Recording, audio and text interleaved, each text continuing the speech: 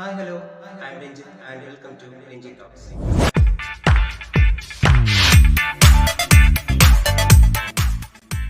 ഇന്ന് നമ്മളൊരു easy way of multiplication തന്നെയാണ് നോക്കാൻ പോകുന്നത്.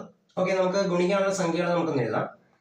ആദ്യം ഞാൻ എഴുതുന്നു 14 × 13, അതുപോലെ 18 × 15,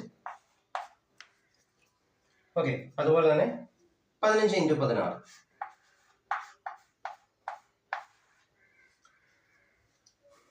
ഓക്കെ, ഇത് നമുക്ക് എങ്ങനെ വളരെ വേഗം ഗുണിച്ച് ആൻസർ കണ്ടെത്താം എന്ന് നോക്കാം.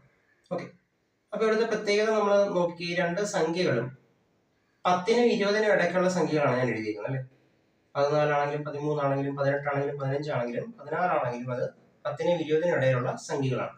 ഓക്കെ, അപ്പൊ ഇവിടെ ഇങ്ങനെ വരുന്ന ആ ഒരു സംഖ്യകളുടെ ഗുണനം വളരെ എളുപ്പത്തിൽ നമുക്ക് കാണാനായിട്ട് സാധിക്കും. ഇവിടെ ചെയ്യാനുള്ളത് എന്താണെന്ന് ചോദിച്ചാൽ, ഏതെങ്കിലും സംഖ്യ, ഒന്നെങ്കിൽ ആദ്യത്തെ സംഖ്യ അല്ലെങ്കിൽ രണ്ടാമത്തെ സംഖ്യ, ഏതെങ്കിലും ഒരു സംഖ്യ അടുത്ത സംഖ്യയുടെ യൂണിറ്റ് പ്ലേസുമായിട്ട് കൂട്ടുക.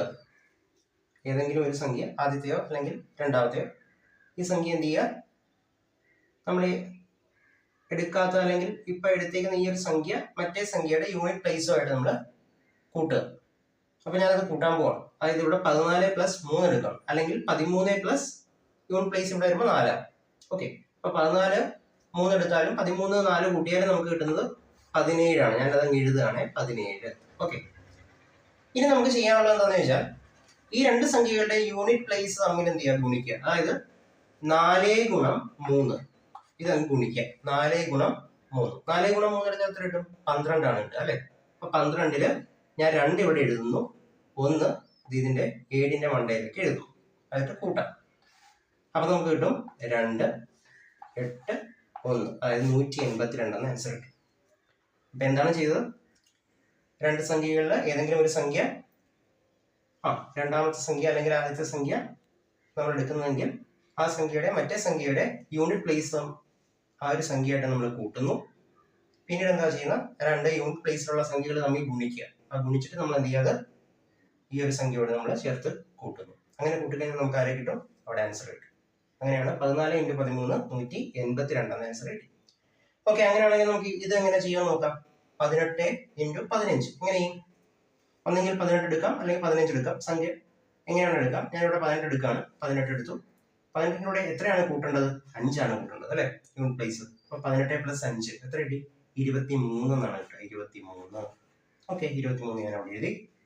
ഇനി എന്ത് ചെയ്യണം, ഇനി യൂണിറ്റ് പ്ലേസിലുള്ള നമ്പേഴ്സ് തമ്മിൽ ഗുണിക്കുക. അതായത് 8 × 5 8 × 5 എടുത്താൽ എത്ര കിട്ടും? 8 × 5 40 ആണ്. അപ്പൊ 40ല് ഞാൻ 0 ഇവിടെ എഴുതുന്നു, 4 എവിടെ പോകും? ഈ 3ന്റെ മണ്ടയ്ക്ക് എഴുതി, ഇത് കൂട്ടുന്നു. അങ്ങനെ കൂട്ടിയപ്പോൾ എനിക്ക് കിട്ടി 270. ആൻസറായി.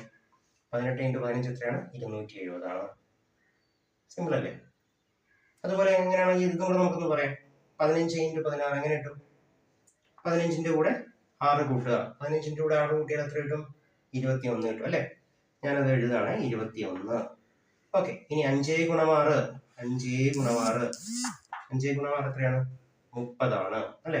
0 ഞാൻ ഇവിടെ എഴുതി, 3 1ന്റെ മണ്ടയ്ക്ക് എഴുതി, ടെൻസ് പ്ലേസിലേക്ക് എഴുതി കൂട്ടി. ഓക്കെ, അപ്പൊ എനിക്ക് എത്ര കിട്ടി? 2 4 0 240. മനസ്സിലായോ? ഓക്കെ, ഇനി സംഖ്യകൾ എങ്ങനെയാണ് വരുന്നതെങ്കിലോ, 23 × 27, അതുപോലെ തന്നെ 26 × 29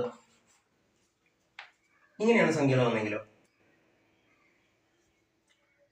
ഇങ്ങനെ വന്നാലും വിഷമിക്കേണ്ട കാര്യമില്ല, വളരെ വേഗത്തിൽ ഇത് നമുക്ക് കണ്ടെത്താം. നേരത്തെ നമ്മൾ ചെയ്തത് 10നും 20നും ഇടയ്ക്കാണെങ്കിൽ ഇവിടെ നമുക്ക് സംഖ്യകൾ നോക്കുമ്പോൾ അറിയാം അല്ലെ, 20നും 30നും ഇടയ്ക്കുള്ള സംഖ്യകളാണ്.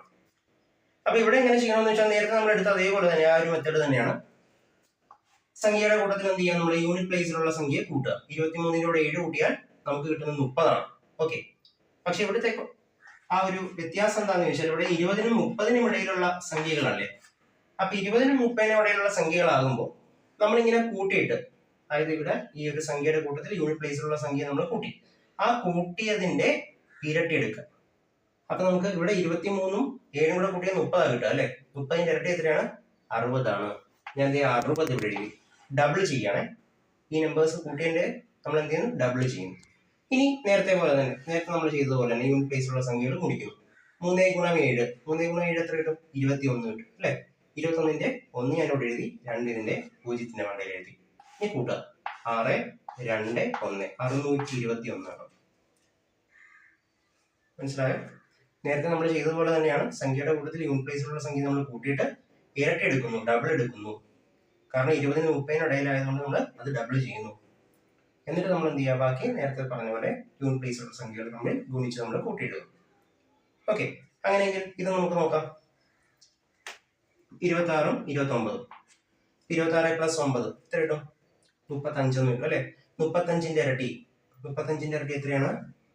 70 ഞാൻ എഴുതി 70. ഇനി 6 ഗുണം 9 എത്രയാ?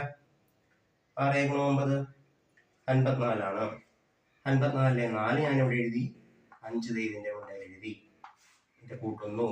7, 5, 4 754. ഓക്കെ, മനസ്സിലായോ? സിമ്പിൾ അല്ലേ ഇത്?